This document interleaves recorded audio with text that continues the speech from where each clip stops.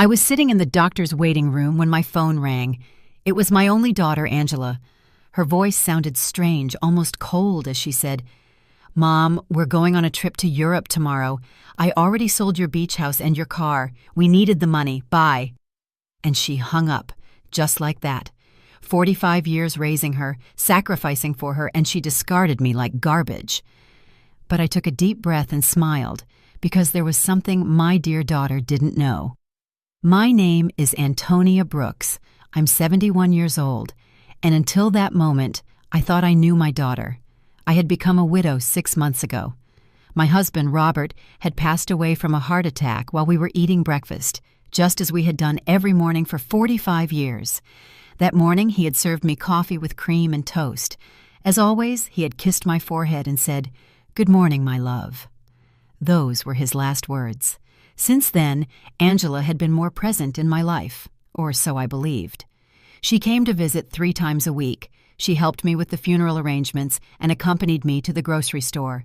She even suggested I see a doctor for a general checkup. "Mom, you need to take better care of yourself now that you're alone," she'd say with that smile I thought was love, but now I understood was for convenience. The beach house had been our sanctuary for years. Robert and I bought it when Angela was 15, with a lot of hard work and sacrifice. Every summer we'd go there, building memories, celebrating birthdays and Christmases. Angela would bring her boyfriends, and later her husband, Edward. I would cook for everyone, clean, and do the laundry. It was our family tradition. I never thought she'd see it as just money. And the car, that old Ford pickup truck Robert cared for like his own child. He'd wash it every Sunday, change the oil religiously, and always park it in the same spot under the shade of the tree. Angela knew what that truck meant to me. It was the last thing I had left of him. His scent still lingered on the seats. When she hung up, I stayed there on that uncomfortable green plastic chair, surrounded by other sick people, and for the first time in months, I didn't cry. Something strange happened inside me, a calm I hadn't felt since Robert's death, because in that moment I remembered something I had completely forgotten. 3 days before he died, Robert had handed me a manila envelope. "Antonia, put this in the drawer of your dresser. If something happens to me, open it after a while, but only when you feel ready." I had put it away without much thought. After the funeral, with so much grief and so many arrangements, I simply forgot. But there it was, waiting for me at home. The nurse called me to go into the office. The doctor examined me and said I was in good health for my age, that I just needed to rest more and eat better. I nodded and smiled, but my mind was elsewhere. I was thinking about that envelope, about the coldness in Angela's voice, and how Edward was probably behind all of it. He had never liked me. He always saw me as a nuisance. I left the office and walked slowly to the bus stop. I no longer had a car, according to Angela, but as I waited, I couldn't help but smile. There was something poetic about all of this. My daughter thought she had left me with nothing, but what she didn't know was that Robert, my dear Robert, had always been a man who planned ahead. The bus arrived, and I sat by the window. I watched the city go by. The houses, the stores, people rushing everywhere, all with their own tragedies, their own secrets.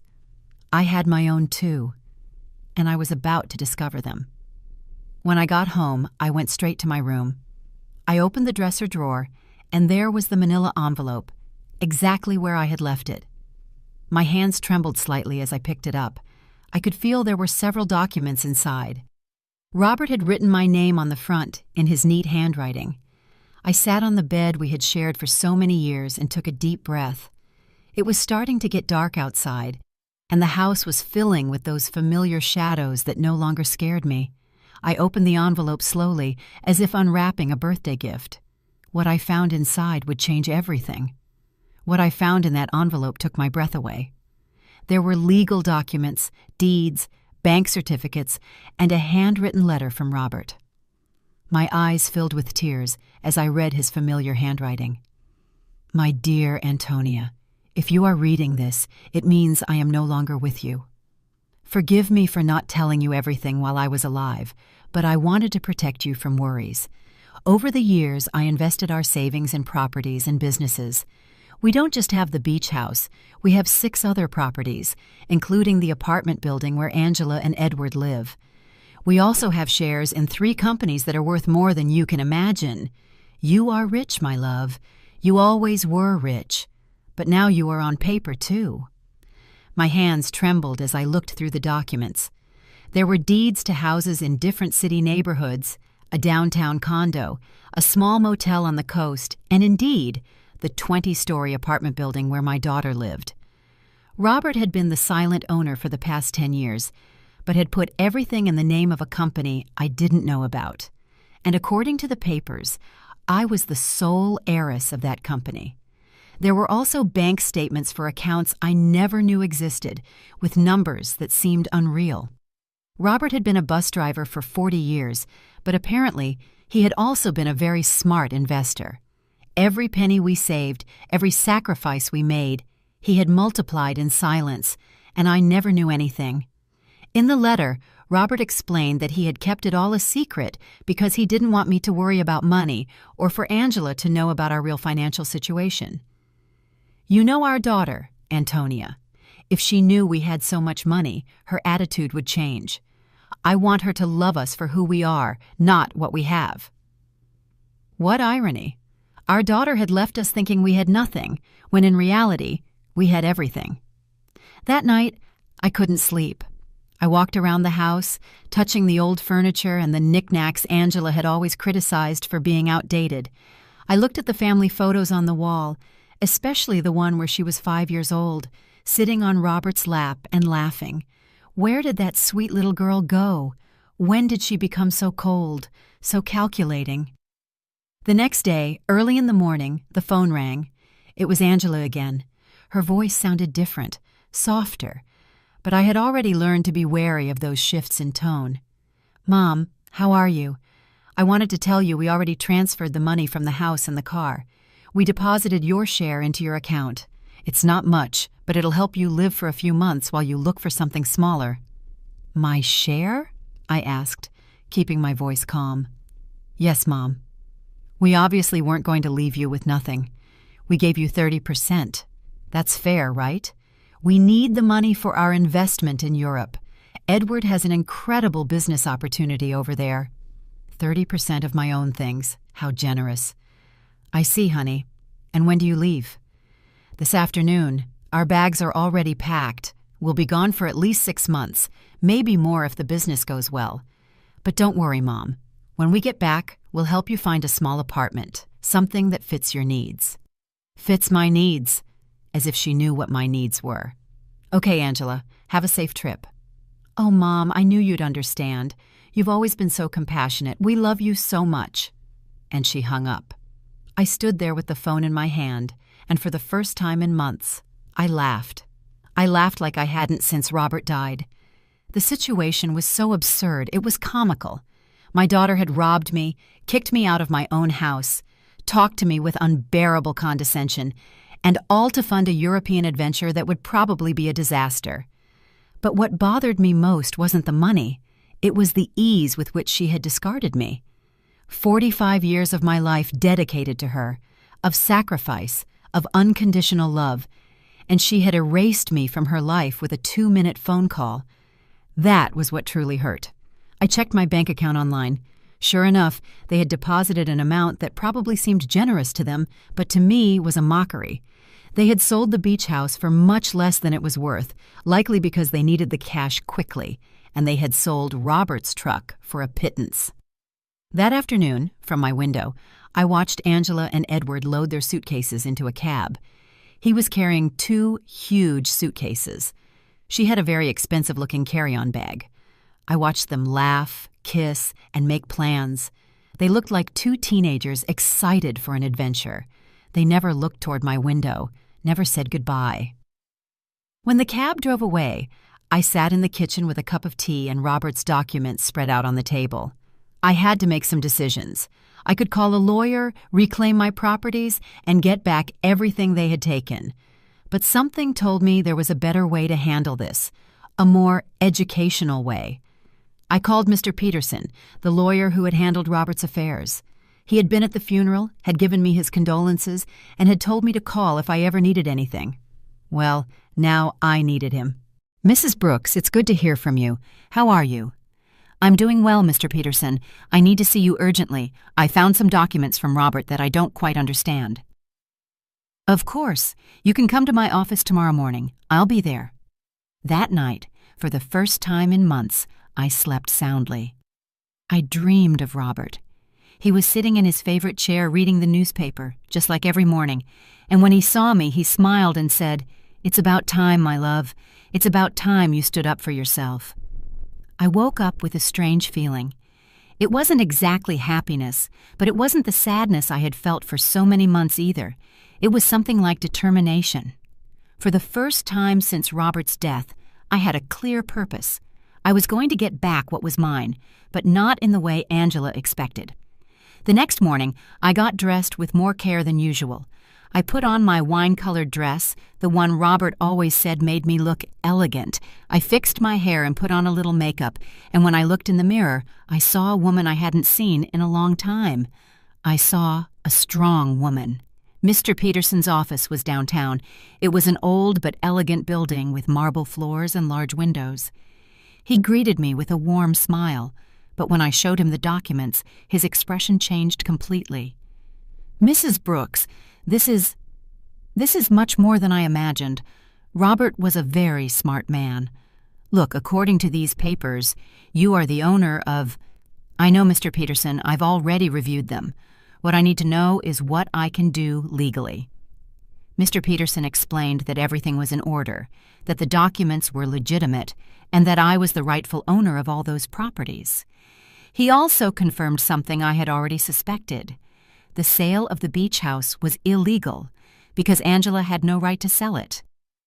"We can get the house back immediately, Mrs. Brooks, and we can also proceed with legal action against your daughter for fraud." "No, Mr. Peterson. I don't want to proceed with legal action. I want to do this another way. I want everything to remain a secret for now. Can you help me?" He looked at me with curiosity, but he nodded. "Of course. You are my client. What do you need?" "I need you to discreetly get the beach house back, do what is necessary to nullify that fraudulent sale, and I need you to help me gain real control of all my properties, especially the building where my daughter lives." "I understand. It will be a process that takes a few weeks, but it's completely feasible." "Perfect.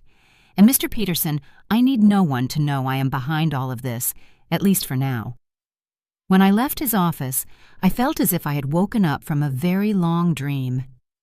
I walked through the downtown streets, watching the people, the buildings, the life that was going on as normal. But for me, everything had changed. I had a plan. The following weeks were the strangest of my life. Officially, I was a poor widow who had been abandoned by her daughter, but in secret, I was a rich woman silently orchestrating the recovery of my assets. Mr. Peterson worked efficiently, and every few days he would call me with updates on the progress of the legal proceedings. I decided to stay in my house for the time being. It was mine, after all, although Angela probably expected me to move into a single room. Every morning I would wake up, have breakfast at the same table where Robert and I had shared so many years, and then go for a walk in the neighborhood. The neighbors would greet me with that mix of pity and curiosity they reserve for recent widows. Aurora, my lifelong neighbor, came up to me one afternoon while I was watering the plants in the front. "Antonia, dear, is it true that Angela went to Europe and left you all alone?" "Yes, Aurora. She went with Edward. They have business plans over there." "And how are you going to live, sweetie? We all know Robert didn't leave much money." "If you only knew," I thought. "Don't worry, Aurora. I'll be fine." "Do you need anything? I can bring you some food, help you with groceries?" "You're very kind, but I'm fine, really." Aurora looked at me with that expression I knew well. It was the same look I had received after the funeral, compassion mixed with a little relief that it wasn't her tragedy. "Well, you know where to find me if you need anything." These conversations were constantly repeated. The butcher, the baker, the lady at the corner store, everyone spoke to me with that soft tone they use with the unfortunate, and I would nod, smile, and thank them for their concern, but inside, a part of me enjoyed this performance. It was like living a double life. Mr. Peterson called me one Wednesday morning. "Mrs. Brooks, I have good news. I was able to nullify the sale of the beach house. The buyers didn't know the sale was fraudulent, so they got their money back without any problems. The house is yours again." "Excellent, Mr. Peterson. And the building where Angela lives?" "That one is more complicated. Technically, you've always been the owner through the company, but we need to make some administrative changes so that you have direct control. That should take another 2 weeks." "Perfect. Keep me informed." After hanging up, I sat in the kitchen with my coffee and thought about Angela. She had been in Europe for 3 weeks, and I hadn't heard anything from her. Not a call, not a message, not even a postcard. To her, I had ceased to exist the moment she got the money she needed, but I knew that was going to change soon. I decided to visit the beach house. I took the bus to the coast, the same route Robert and I had taken hundreds of times. The house was exactly as I remembered it, small, painted cream-colored, with a porch overlooking the ocean. The new owners had put some potted plants on the steps, but other than that, everything was the same. I sat on the curb across the street and looked at it for an hour. I remembered summer afternoons when Angela was little, running on the beach and building sandcastles, Robert grilling fish on the barbecue while I made salads in the kitchen, Angela bringing friends, then boyfriends, then Edward, all those happy moments that she had reduced to a simple commercial transaction. An older gentleman came out of the house and saw me sitting there. He approached me with curiosity. "Are you okay, ma'am?" "Yes, thank you. I'm just remembering. I knew the former owners." "Yes, I knew them very well. What a shame about what happened. They told us the elderly lady was very sick and needed to sell fast. We thought it was a steal, but it turns out the sale wasn't legal. We had to give the house back." "Did you know them personally?" "No. We did everything through intermediaries, but they told us the daughter was handling everything because the mother couldn't." What a sad situation. If you only knew how sad it really was, I thought. "Well, I'm glad you didn't lose your money." "Yes, luckily everything worked out well, although now we have to look for another house. We liked this one a lot." I left there with a heavy heart. It wasn't just the money that hurt. It was the ease with which Angela had lied about me. She had made up a story about my illness. She had used my supposed vulnerability to justify her actions. To her, I wasn't a person with feelings, but an obstacle that had to be removed. That night, I called Mr. Peterson again. "Mr. Peterson, I need you to help me with something else. I want to get Robert's truck back too." "That will be more difficult, Mrs. Brooks. The truck was in your name, but your daughter had a power of attorney that allowed her to sell it. How is that possible?" "Apparently, you signed that power of attorney a few months ago, after your husband's death. Don't you remember?" There it was, the moment Angela had started planning all of this. I vaguely remembered signing some papers she had brought to me, telling me they were to facilitate the funeral and inheritance arrangements. I had been so confused by grief that I signed without reading. How naive I had been. "I understand, Mr. Peterson. Is there any way to get it back?" "We can try, but it will be more complicated. We would need to prove that you signed that power of attorney under deception or coercion." "Let's do it. I want to get back everything they took from me." Over the next few weeks, I developed a strange routine. In the mornings, I was the poor widow everyone knew. I would go out to buy necessities, talk to the neighbors, and keep up appearances. But in the afternoons, I became a businesswoman. I would study Robert's documents, talk to Mr. Peterson, and plan my next move. I learned things about finance I never thought I would need to know. I discovered that Robert had been much smarter than I thought. Every one of his investments had been carefully calculated. The building where Angela lived, for example, wasn't just profitable from rent. It was in an area that was rapidly appreciating. I also discovered that Edward, Angela's husband, had a lot of debt. He had taken out loans using the apartment they lived in as collateral, not knowing he wasn't the real owner. When the banks figured this out, he was going to be in serious trouble. Mr. Peterson called me one Friday with important news. "Mrs. Brooks, we've finished all the paperwork. You now have total control of all your properties. I also got Robert's truck back." The buyer turned out to be an acquaintance of mine, and when I explained the situation, he agreed to return it in exchange for a small compensation. "Excellent work, Mr. Peterson. Now I need you to help me with one more thing. I want you to send a letter to my daughter." "What kind of letter?" "An eviction notice." There was silence on the other end of the line. "Mrs. Brooks, are you sure you want to do this?" "Completely sure. She decided I wasn't important in her life. Now she's going to find out how important I really am." "I understand. Do you want me to send it to Europe?" "No. I want you to give it to her when she gets back. I have a feeling it's going to be very soon." I wasn't wrong. That same afternoon, Aurora came running to my house with fresh neighborhood news. "Antonia, did you know that Edward is in trouble with the bank? My brother-in-law who works there told me they're investigating some loans he took out using the apartment they live in as collateral, but it turns out the apartment isn't his." "Really?" "Yes. And it seems Angela didn't know anything. They're saying she's going to have to come back from Europe to sort out this mess. What a complicated situation."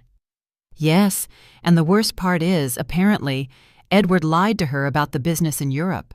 There was no business. He just wanted to escape the debts he had here." Perfect. Everything was working out exactly as I had expected. Angela had trusted Edward, had sacrificed her relationship with me for him, and now she was discovering that he wasn't the man she thought he was.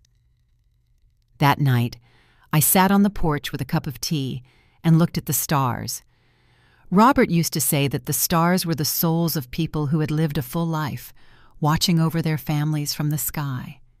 If that was true, then he was up there, watching his plan unfold perfectly. "Thank you, my love," I said to the sky.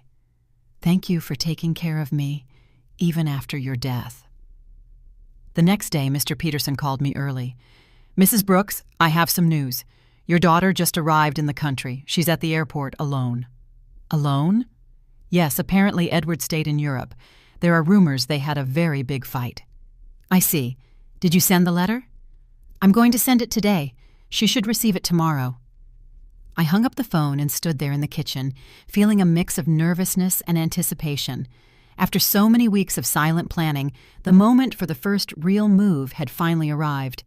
Angela was about to discover that her mother was not the defenseless victim she believed.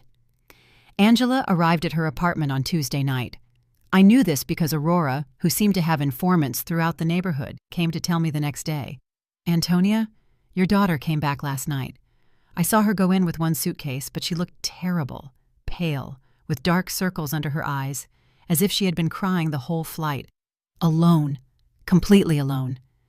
And something strange, Antonia, when the doorman asked her for the keys, she didn't have them. She had to ask the superintendent to let her in with the emergency copy." Interesting. Edward had the keys, which meant he had probably decided not to come back.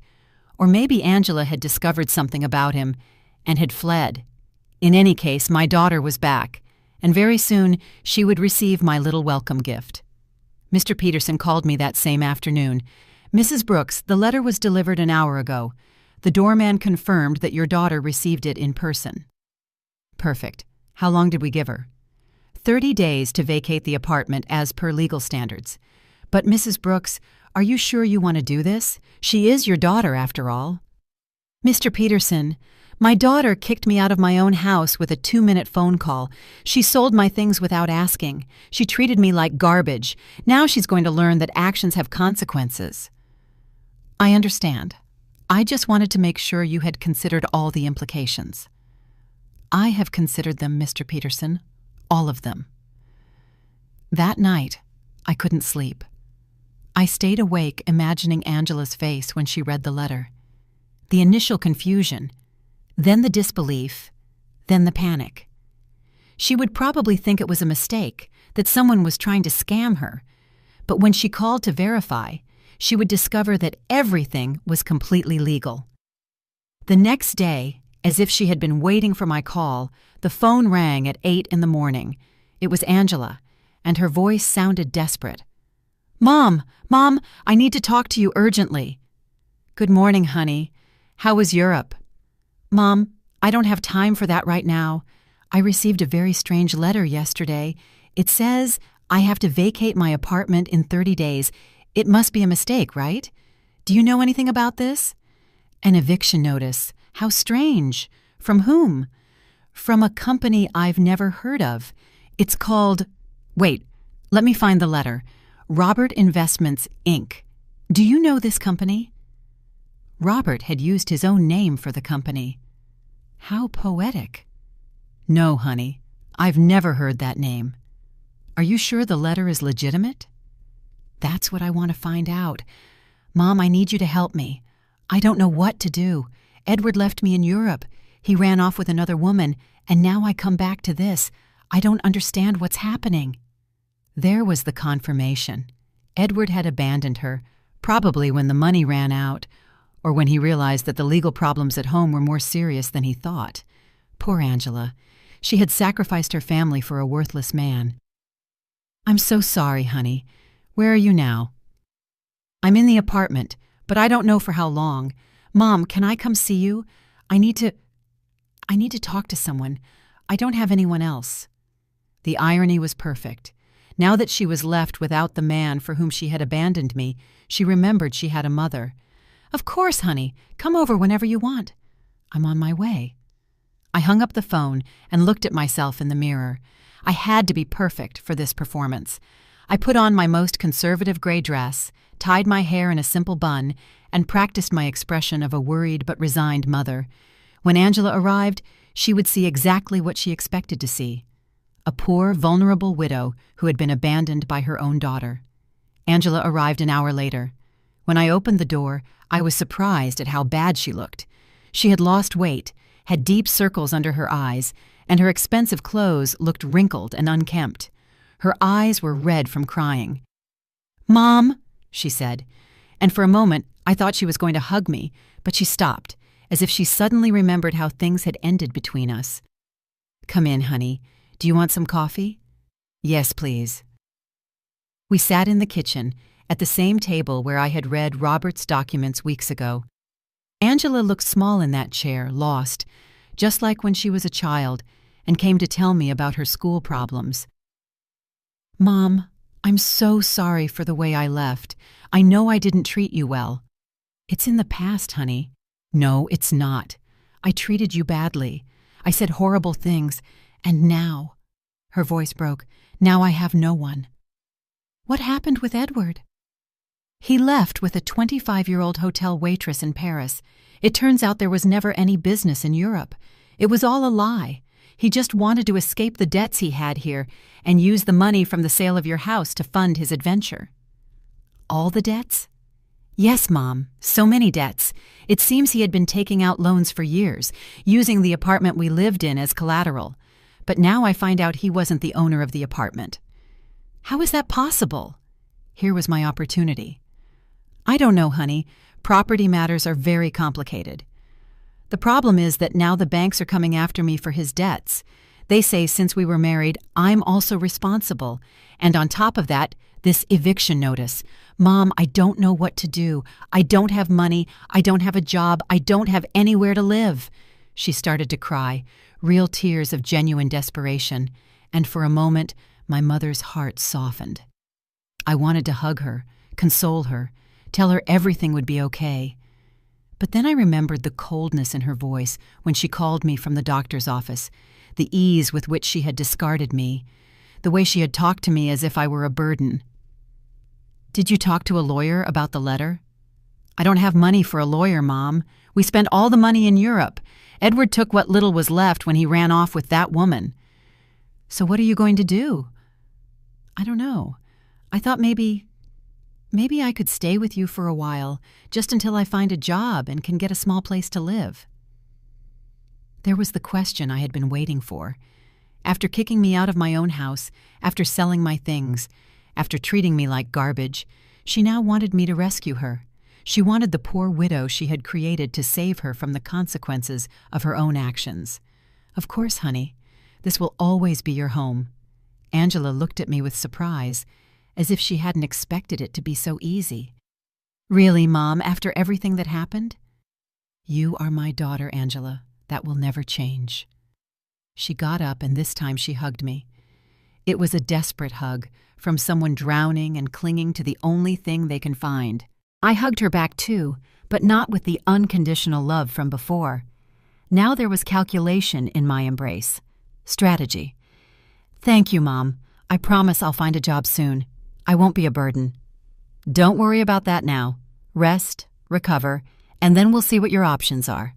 Angela left that afternoon to get some things from her apartment. I stayed in the kitchen, thinking about how easy it had been. She had come to me exactly as I had planned, broken, desperate, with no options, and best of all, she suspected nothing. To her, I was still the poor, abandoned mother who needed her compassion. But this was only the first part of my plan. Having her live with me would give me the perfect opportunity for the next phase. I was going to let her settle in, feel safe, and believe she had found a refuge in my house. And then, when she least expected it, I was going to teach her the difference between being poor by choice and being poor by consequence. That night, I called Mr. Peterson. "Mr. Peterson, I need you to do something else for me." "Tell me, Mrs. Brooks." "I want you to investigate Edward's debts. I want to know exactly how much he owes, to whom, and what legal options I have to separate them from my daughter." "That will take time, but it's feasible." "Perfect. And Mr. Peterson, I want you to keep this in absolute secret. No one can know I am behind this investigation." "Of course, Mrs. Brooks. May I ask what your final plan is?" "My plan, Mr. Peterson, is very simple. I'm going to save my daughter, but first, she has to understand what it truly means to hit rock bottom." When I hung up, I poured myself a glass of the wine Robert had been saving for special occasions. It had been a long time since I'd had a special occasion like this one. The game had begun, and for the first time in months, I had all the good cards in my hand. Angela moved into my house the next day. She arrived with 2 suitcases and a cardboard box, all that was left of her previous life. I watched her unpack in her old room, the same one she had slept in during her teenage years, and I could see the humiliation in every one of her movements. She had gone from living in a luxury condo to taking refuge in her childhood bedroom. "Mom, I found this in the apartment," she said, showing me a manila envelope. "It was among Edward's things. It has your name on it." It was another one of Robert's envelopes. My heart sped up, but I kept my composure. "My name? How strange." "Yes, look." She showed me the envelope. Indeed, it had my name written on it in Robert's handwriting, but this envelope was different from the one I had found in my dresser. This one was smaller, newer. "Maybe Edward found it among Dad's things when he died and forgot to give it to me," Angela said. "It's possible. Can I see it?" I opened the envelope in her presence. Inside was a short letter and a small key. The letter said, "Antonia, if you are reading this after having received the main envelope, it means our daughter is going through a difficult time. This key opens a safety deposit box at the Central Bank, downtown branch. The number is 247. There is something there that can help you help her, but use it wisely. With eternal love, Robert." Angela read the letter over my shoulder. A safety deposit box? Dad had a safety deposit box? I had no idea. "I didn't either," I lied. "Your father never told me about this. Do you think we should go see what's in there?" "I don't know, honey. Maybe it's better to leave things as they are." "But, Mom, maybe there's something important in there, documents, or, I don't know, maybe something valuable that can help us." The desperation in her voice was palpable. Angela was clinging to any possibility of finding a way out of her situation, and I was going to let her cling a little longer before I showed her the complete reality. "Okay," I said after a calculated pause. "We can go tomorrow." That night, Angela and I had dinner together for the first time in months. She had cooked, trying to be useful, but the food tasted of guilt and desperation. She told me more details about what had happened in Europe, and each story was worse than the last. Edward lied about everything, Mom, not just the business, but the debts, too. I thought he only owed a little bit of money, but it turns out he owes over $100,000. And the worst part is, he used my name for some of the loans without me knowing.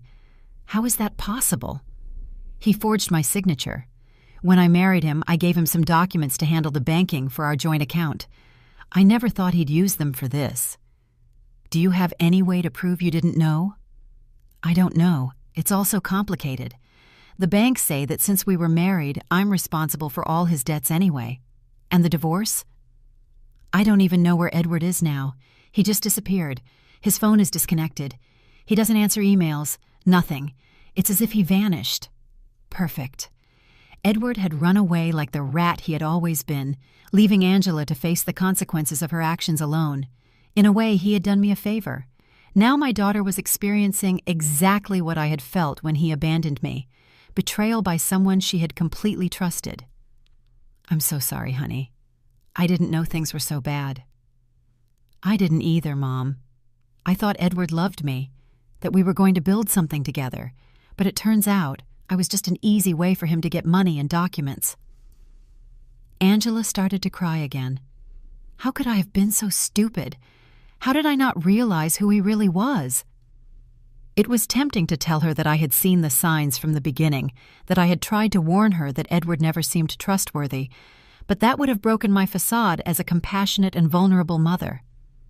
Love can be blinding sometimes, honey. Don't blame yourself. But Mom, I didn't just ruin my life. I ruined yours too. I treated you horribly. I took your house, your truck, your things, and all to give to a man who abandoned me at the first opportunity. Now we're two poor women trying to survive because of me. It's in the past, Angela. We'll be okay. No, it's not. Now we're both in trouble because of my mistakes. You lost everything Dad left you, and I lost my marriage and my future. We're two poor women trying to survive. If she only knew, I thought, that at this very moment I had more money than she could possibly imagine, that I was the owner of the building where she lived, that I could solve all her problems with a single phone call. But it wasn't time yet. The next day, we went to the bank. Angela was nervous, hopeful. I maintained my act as a confused widow who didn't understand much about finance. The bank employee led us to the safety deposit boxes, verified my ID, and opened box number 247. Inside were jewels, many jewels, rings, necklaces, bracelets, earrings. I recognized some pieces as heirlooms from Robert's family. Others were completely new to me. There was also a letter explaining the origin of each piece and its approximate value. Angela gasped. Mom, this must be worth a fortune. You think so? Yes. Look at this emerald and this pearl necklace. Mom, Dad saved a treasure here. According to Robert's letter, the jewels were worth approximately $200,000. It was a significant amount, but it was nothing compared to the rest of my assets. It was like finding a few coins under the sofa when you have $1 million in the bank. What do we do with this, Mom? I don't know, honey. They're family memories. But Mom, we could sell some of the pieces. With this money, you could get your beach house back, and I could pay off some of Edward's debts. There it was again. Even when she found something valuable, Angela's first reaction was to think about how to use it to solve the problems Edward had created. She hadn't learned a thing yet. Are you sure you want to use your father's inheritance to pay Edward's debts? What other option do I have, Mom? If I don't pay something soon, the banks are going to foreclose on everything I have, and technically, I don't own anything. Everything was in Edward's name. Think carefully, honey. Once you sell these jewels, you won't be able to get them back. I know, but what else can I do? I can't get a job with all these legal claims pending. No employer is going to want to hire someone with so many legal problems. We took the jewels home. Angela spread them out on the kitchen table and examined them one by one, calculating which ones she could sell and which she could keep. It was painful to watch her reduce decades of family history to numbers on a spreadsheet. Mom, I think I can get $180,000 for the jewels, she said one afternoon, counting the bills on the kitchen table. It's less than I expected, but it's enough to pay off the most urgent debts. Are you sure you want to do this? I have no choice. If I don't pay something soon, they'll seize everything. Even this house could be at risk if they prove I have some kind of legal connection to the properties. How ironic the situation was. Angela was worried about losing a house that I owned, paying the debts of a man who had abandoned her with money from jewels that had belonged to the same man who had created the fortune that could save her. And how are you going to decide which debts to pay first? I talked to a free financial advisor at the bank. She told me to prioritize the debts that have real collateral because those are the ones that can affect property or lead to immediate foreclosure. Angela had matured so much in these few weeks. The woman who had sold my things without consulting me was now carefully investigating every financial decision. The suffering had made her more responsible, but also more fragile. That night, while she was organizing the debt documents on the table, I received a call from Mr. Peterson. Mrs. Brooks, I have a full report on Edward's debts. The situation is worse than I thought. How much worse? He owes over $200,000 to several banks and also has debts with private lenders. What's more concerning is that he used falsified documents with your daughter's signature for some of these loans. That means Angela is legally responsible. It's complicated. If we can prove she didn't know, we might be able to get her out of some of the debts. But it's going to be a long and expensive process. How expensive? For a good lawyer specializing in these types of cases, probably $50,000, and there's no guarantee of success. I understand. And what if she just pays the debts? If she has the money, that would be the fastest solution, but I doubt she has access to that amount. Mr. Peterson, I want you to prepare all the necessary documents to get my daughter out of these debts, but don't tell her anything yet. You're going to pay, Mrs. Brooks? I'm going to do whatever is necessary to protect my daughter, but this has to be handled in a very specific way. When I hung up, I found Angela in the living room, looking at the jewels with a sad expression. She looked lost, like a child who had broken her favorite toy and didn't know how to fix it. What are you thinking about, honey? About Dad. About how disappointed he would be in me if he could see what I did with my life. Your father loved you very much, Angela. He would understand. No, Mom. He taught me to be responsible, to value family, not to be selfish, and I did the exact opposite. I abandoned my mother for a man who turned out to be a liar. I sold my family's memories for money. I ruined everything he built. For the first time since she had returned, I heard a genuine regret in her voice. It wasn't just lamenting the consequences of her actions, but a true acknowledgement that she had done something morally wrong. People make mistakes, honey. The important thing is to learn from them. But how do I learn from this, Mom? How do I fix the damage I've done? There was the question I had been waiting for. Angela was finally ready to face the truth about her actions and their consequences. But it wasn't yet time to reveal my final card. First, I had to let her hit rock bottom completely. The next few days were crucial for my plan.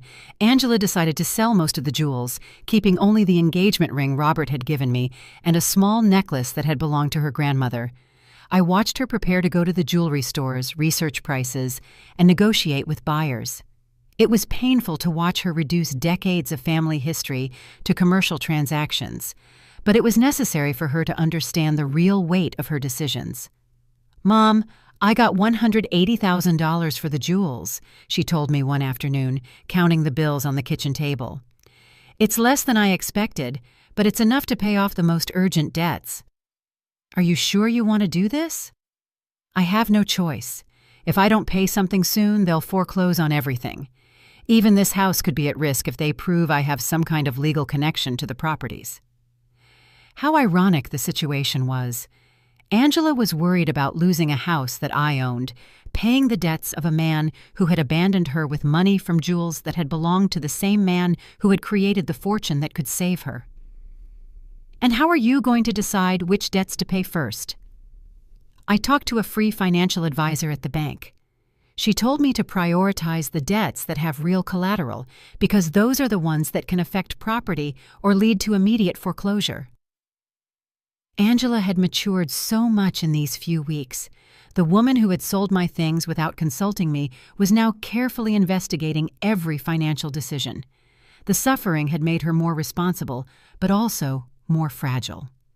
That night, while she was organizing the debt documents on the table, I received a call from Mr. Peterson. "Mrs. Brooks, I have important news. We managed to locate Edward." "Where is he?" "In Paris, just as your daughter suspected. But here's the interesting part. He's trying to get French residency through a fake marriage with that young woman your daughter mentioned." "A fake marriage?" "Yes. Apparently the girl needs papers and he needs a way to stay in Europe without being deported. But the most important thing is that we found evidence that he deliberately falsified your daughter's documents with the intention of fleeing the country.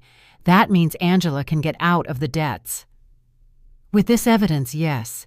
We can prove fraud and coercion. Your daughter won't have to pay anything for what Edward did behind her back." It was perfect. I had a way to save Angela from all her debts legally, without her suspecting that I had the money to do it. "Mr. Peterson, I want you to start the legal process immediately. Don't tell my daughter anything yet. I want the process to be completely finished before I tell her. I don't want to give her false hope." "Understood. This will take about 3 weeks, maybe a month." "Perfect." When I hung up, Angela looked at me with curiosity. "Who was that, Mom?" "A lady who was asking about Mrs. Davis, our neighbor on the corner. She had the wrong number." Lying had become easy. Every day that passed, I felt more comfortable with this double life I was leading. On one hand, I was the poor, abandoned mother Angela believed me to be. On the other, I was a wealthy woman, silently orchestrating my daughter's salvation and education. Over the next 2 weeks, I watched Angela struggle with decisions she never had to make. How to stretch money for food, how to negotiate with creditors, how to look for a job when your credit history is ruined. It was a cruel but necessary education. "Mom, I went to 3 job interviews today," she told me one evening, coming home with swollen feet and a tired face. 2 of them told me they can't hire me because of the pending legal problems. The third one offered me a part-time job cleaning offices at night. "Are you going to take it?" "I have no choice. It pays very little, but it's better than nothing, and I can work at night so I can keep looking for something better during the day." Seeing my daughter, who had lived a comfortable life for over 40 years, preparing to clean offices at night broke my heart, but it also filled me with pride. She was finally facing reality without expecting someone else to solve her problems. "Are you sure you can handle so much physical work?" "I'll have to learn. I can't keep being a burden to you, Mom. It's bad enough that you're letting me live here for free."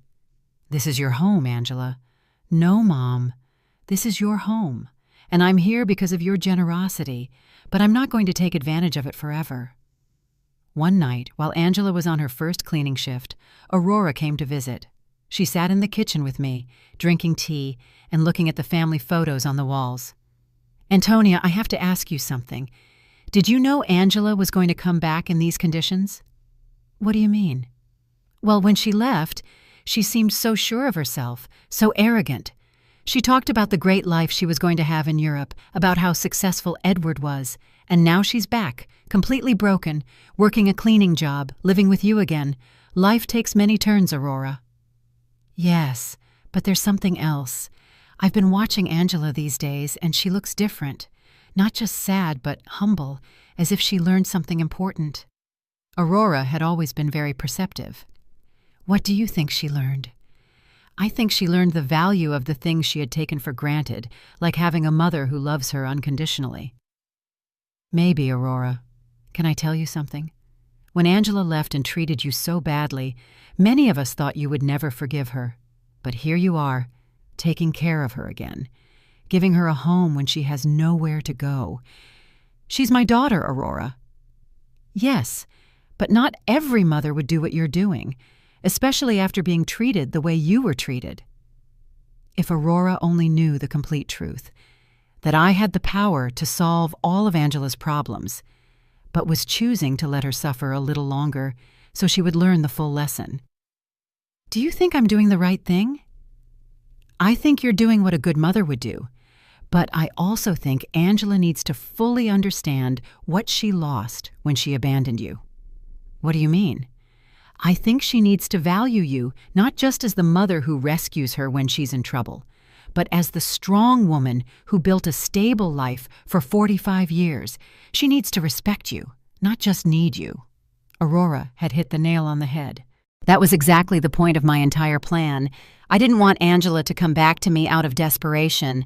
I wanted her to come back out of genuine respect and mature love.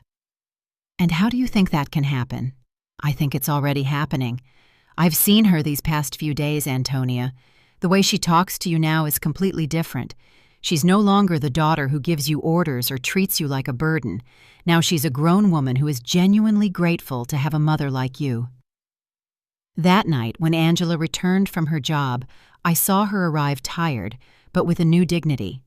She had earned those few dollars with her own effort, and that meant something to her. "How was your first day?" "Hard, but not as bad as I thought. The other ladies who work there helped me a lot. One of them, Mrs. Johnson, taught me tricks to clean more efficiently." "Mrs. Johnson?" "Yes. She's 60 years old and has been cleaning offices for 20 years. She told me she started after her husband left her with 3 small children. She says it's not the job she dreamed of, but that it gave her independence and dignity." "She sounds like a wise woman." "She is. She said something that made me think a lot. She told me there are 2 types of people who end up doing this job.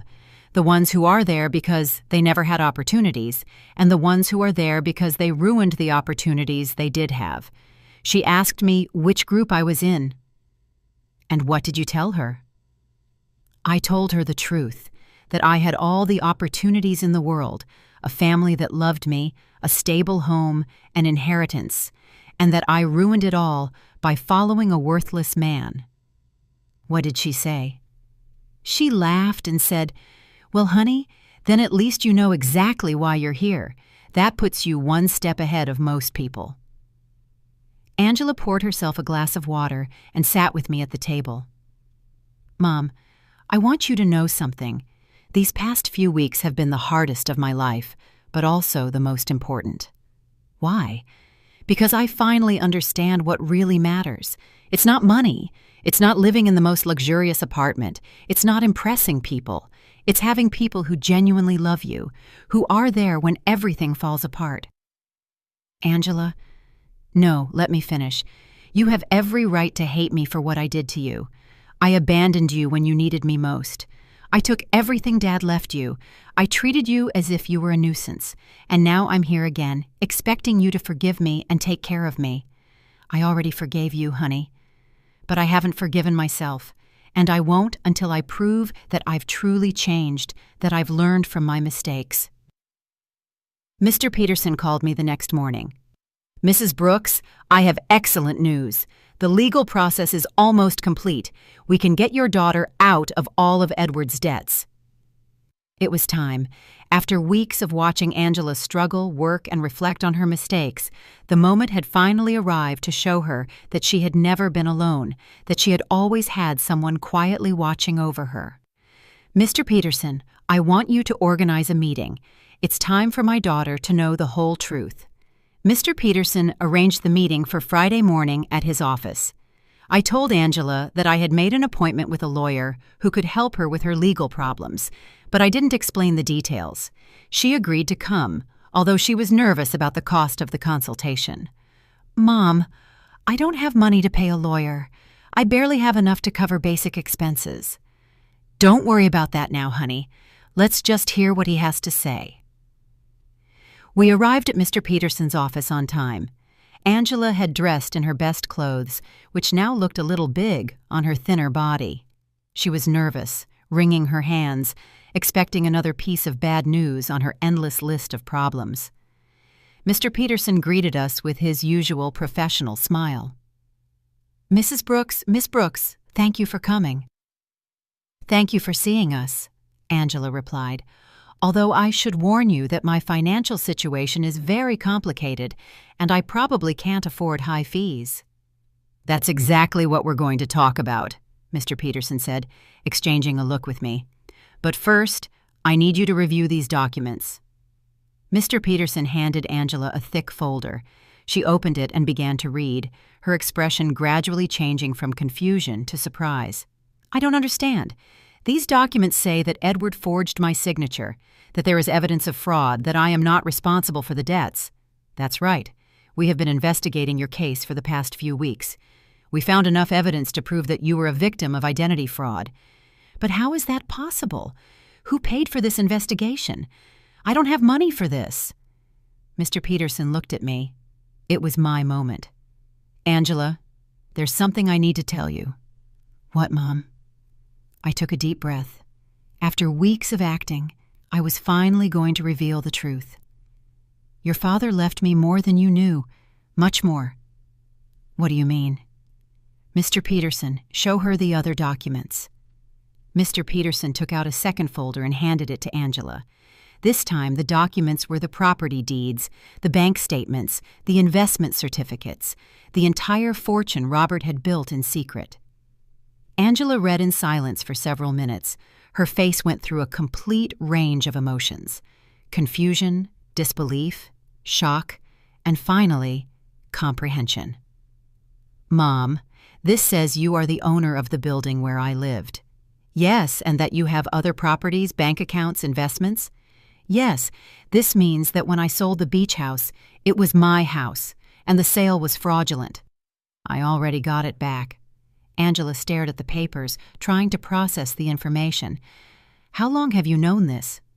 "Since the day you called me from the doctor's office." "You knew all this when I came back from Europe asking for help?" "Yes."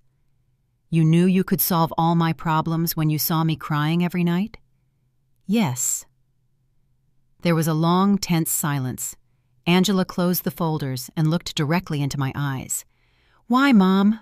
Why did you let me suffer when you could have helped me?"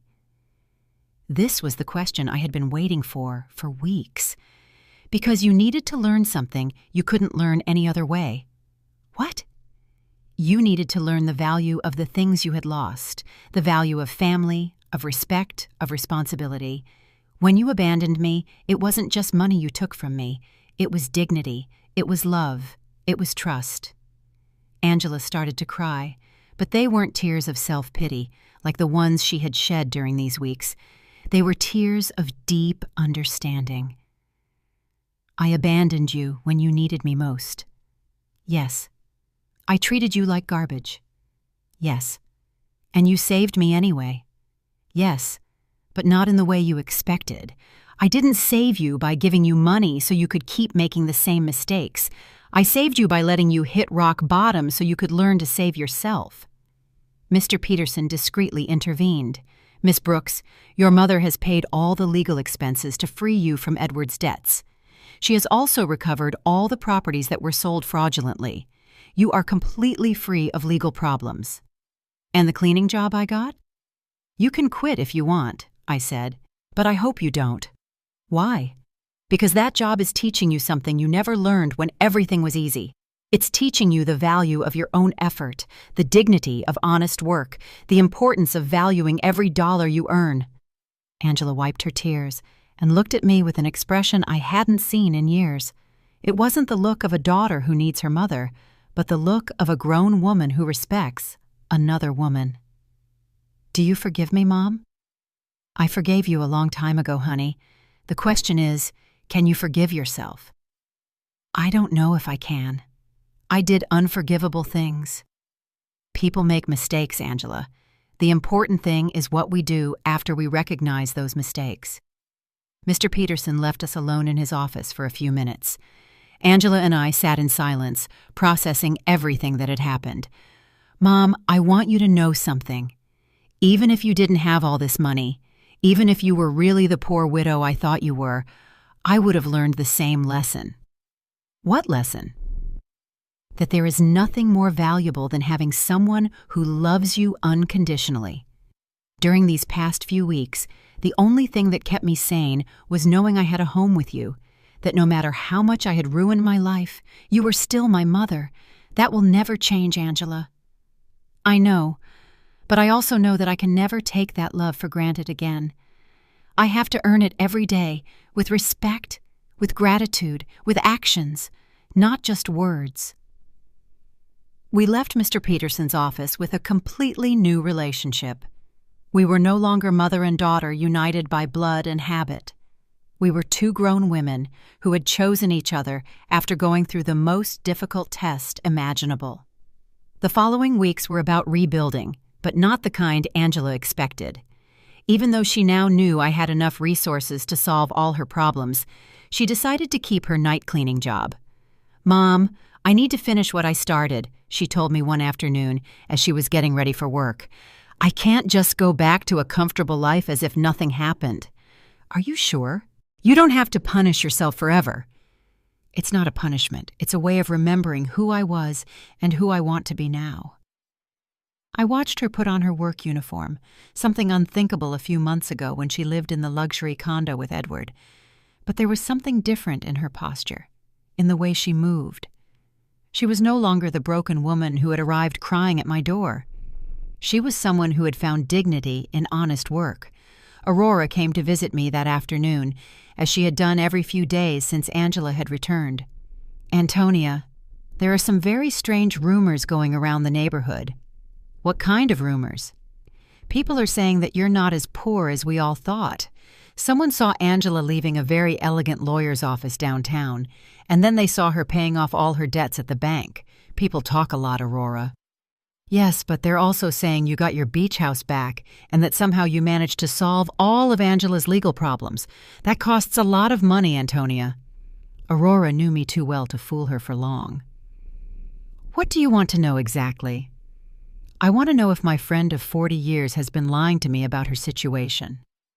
I poured myself a cup of tea and sat across from her. It was time to be honest with someone else.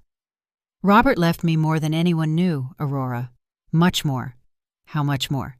"Enough so that Angela and I never have to worry about money again." Aurora was silent for a moment, processing the information.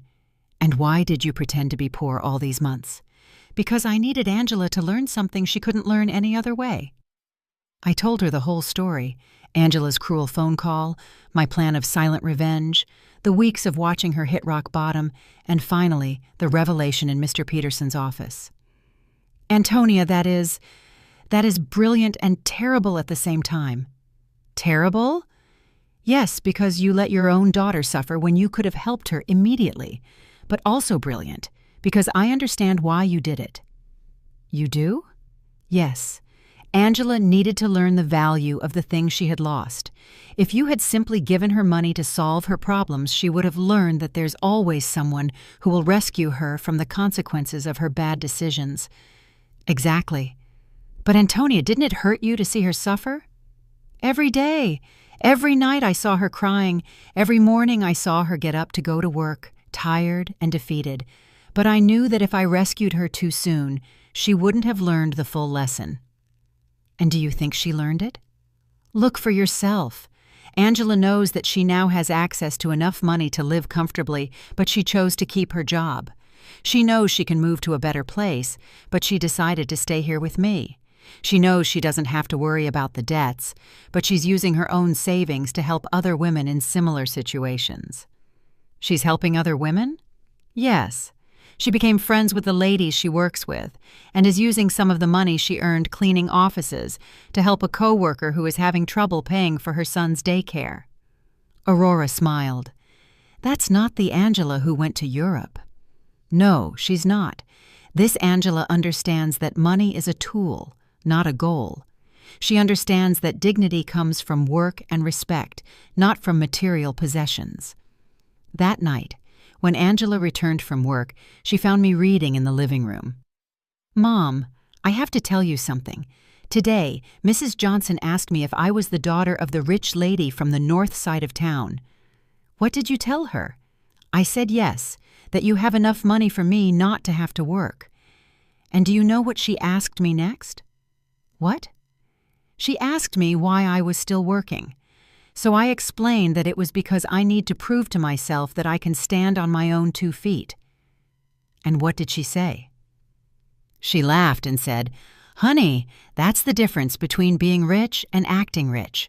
Your mom taught you how to be truly rich." Mrs. Johnson is very wise. She is, and she made me understand something important. It's not about the money you have, but about how you use it and how you relate to it. Angela sat down with me on the sofa. "Mom, I want you to know that I've made a decision. I'm going to keep living here with you, but not as a daughter who has come back home to her parents. I want to stay here as a grown woman who chooses to share her life with her mother." "What's the difference?" "The difference is that I'm going to pay my share of the expenses. I'm going to contribute to the upkeep of the house, and I'm going to treat this relationship as a partnership between two independent women who love and respect each other." "Angela, you don't need to—" "Yes, I do, Mom. I need our relationship to be different from what it was before. Before, I was a daughter who took her mother's love and care for granted. Now, I want to be a grown woman who values and takes care of the most important relationship in her life." "And your job?" "I'm going to keep working, but not necessarily cleaning offices forever. I want to go back to school. I want to prepare myself to do something more meaningful with my life, but I want to do it step by step, earning every opportunity." "Do you have any idea what you want to study?" "Yes. I want to study social work. These past few weeks have taught me how many people are going through difficult situations without having anyone to support them.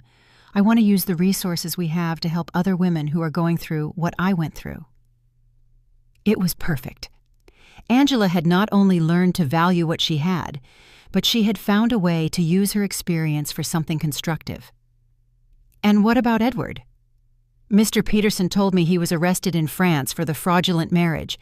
He's going to be deported soon, but honestly, Mom, I don't care anymore. That part of my life is over." "You don't feel any resentment?" "No. Edward did me a favor without even knowing it. If he hadn't abandoned and betrayed me, I never would have hit rock bottom. And if I had never hit rock bottom, I never would have learned to truly value what I have." That night, for the first time in months, I went to bed completely at peace. My plan had worked perfectly. Angela had not only learned the lessons she needed to learn, but she had emerged from the experience as a stronger, wiser, and more compassionate person. Robert would have been so proud. 6 months later, our life had found a new balance that neither of us could have imagined before. Angela finished her social work studies with excellent grades, and I decided to use some of my resources to establish a foundation to help women in situations of domestic violence and financial abandonment. "Mom, the letter from the university arrived," Angela said one morning, coming into the kitchen with an envelope in her hands. "I was accepted into the master's program. I start next semester. But, Mom, I want you to know I'm going to pay for it with my own savings. I've been saving money from my job at the city. The salary isn't high, but she had learned to live with the essentials and to value every dollar she earned." "Are you sure? We can easily afford the master's program." "I know, but I need to do it on my own. It's part of who I am now." Aurora came to visit that afternoon, as she had done every Friday for the past few months. She had become a confidant to both of us, watching our transformation with fascination. "Antonia, I have to confess something," she said, pouring herself a second cup of tea. "At first, I thought you were very cruel to Angela. And what do you think now? Now I think you were the wisest mother I've ever known. Look at your daughter. Really look at her." It was true. The Angela who was in the living room studying for her exams was completely different from the one who had left for Europe months ago. This Angela had a serenity that came from within, a confidence that was based on her own achievements, not on material possessions. "Did you know I saw Angela at the grocery store yesterday, buying vegetables for a family she's helping through her job? She hadn't told me, and when I asked her why she was using her own money instead of the government budget, she told me that some things can't be measured in official budgets." That night, Angela and I had dinner on the porch, something that had become a tradition. It was our time to talk about the day, plan for the future, and simply enjoy each other's company. "Mom, I received a very strange letter today," she said, cutting her salad. From whom? From Edward. My muscles tensed. Edward? He wrote to you? From where? From prison in France. Apparently he was sentenced to 2 years for marriage fraud. In the letter, he says he regrets everything he did and wants to ask for my forgiveness. And how do you feel about it? Honestly, I don't feel anything. No anger, no sadness, no desire for revenge. It's as if that part of my life happened decades ago, not months ago. Are you going to write back? No. Not because I hate him, but because there's nothing to say. That Angela who married him no longer exists. This Angela has nothing to talk to him about. I was impressed by the maturity in her voice. The woman sitting across from me had developed an inner strength that came from hitting rock bottom and getting up on her own. Do you know what this whole experience taught me, Mom? What? That true love isn't the one that tells you what you want to hear. True love is the one that teaches you what you need to learn, even when it hurts. It's a difficult lesson to learn, but it's a necessary one. Edward told me what I wanted to hear. He made me feel special. He convinced me that I deserved a life of luxury without effort. You taught me that true wealth comes from hard work, respect, and genuine relationships. That night, after Angela went to her room to study, I sat on the porch alone, looking at the stars and thinking about Robert. I had promised him I would take care of our daughter, and I finally felt I had fulfilled that promise in the right way. I hadn't taken care of her by giving her money when she needed it. I had taken care of her by teaching her to take care of herself. I hadn't saved her by solving her problems. I had saved her by allowing her to learn to solve them on her own. The next day was Sunday, and we had planned to visit the beach house together for the first time since I had gotten it back. Angela hadn't wanted to go before, saying she needed time to process everything that had happened.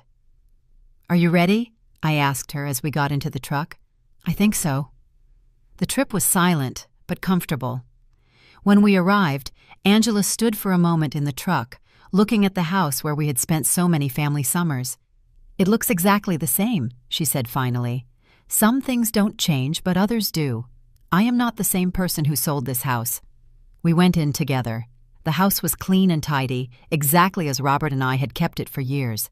Angela walked through each room, touching the furniture and looking at the family photos that hung on the walls. "Mom, I want to apologize." "You already apologized, honey." "No. I want to apologize specifically for this house, not just for selling it, but for reducing all our family memories to a commercial transaction. It's forgiven. This house represents 40 years of family summers, of birthdays, of Christmases. Dad built that porch with his own hands. You planted that garden. I learned to swim at that beach, and I turned it all into money to fund the adventure of a worthless man." She sat on the sofa where Robert used to read on Sunday mornings. "Do you know what hurts me the most?" "What?" "That when I sold it, I didn't feel anything. It was just another property. Now, being here again, I can feel Dad in every corner. I can hear his laughter, smell his morning coffee, see his reading glasses on the table. He is here, Angela. He has always been here. I know. And I also know that he is proud of how you handled all of this." We spent the whole day at the house, cooking together, cleaning, and fixing small details. It was like a ritual of reconnection, not just with the place, but with the values that place represented. When the sun began to set, we sat on the porch Robert had built, looking at the ocean. "Mom, I have a proposal." "What is it?" "I want us to turn this house into a temporary shelter for women who are leaving situations of domestic violence, a place where they can stay while they rebuild their lives." It was the perfect proposal. Robert would have loved the idea that his beach house would serve to help other families. "I think that's a beautiful idea, honey. We can use some of the foundation's resources to maintain it, and I can oversee the program through my job." "Are you sure you want to turn our family sanctuary into that, Mom?" "The best sanctuaries are the ones that are shared. Dad always said that a house isn't truly a home until it opens its doors to other people who need love." He was right. Robert had always been generous with our home, inviting relatives, friends, and neighbors who needed a place to stay. We returned home that night with a new project and a completely renewed relationship. We were no longer mother and daughter united by obligation or need. We were two women who had consciously chosen to build a life together based on love, respect, and a common purpose. That night, before falling asleep, I spoke to Robert in silence. We did it, my love. Our daughter finally understood what truly matters. And for the first time since his death, I felt he answered me. I always knew you would. You're both stronger than you think. Justice had arrived not as revenge, but as education, not as punishment, but as transformation. And in the end, we had both gained something much more valuable than money. We had gained an authentic relationship built on a solid foundation that no future crisis could destroy. Did you like my story, and which city are you listening from? Let's meet in the comments. If you liked the story, you can support me by sending a super thanks so I can keep bringing more stories like this. Thank you so much for your sweet support. I'm looking forward to your comments on the story. On the screen, you can see 2 new life stories that I highly recommend. There's so much more on my channel. Don't forget to subscribe. See you in the next life story with love and respect.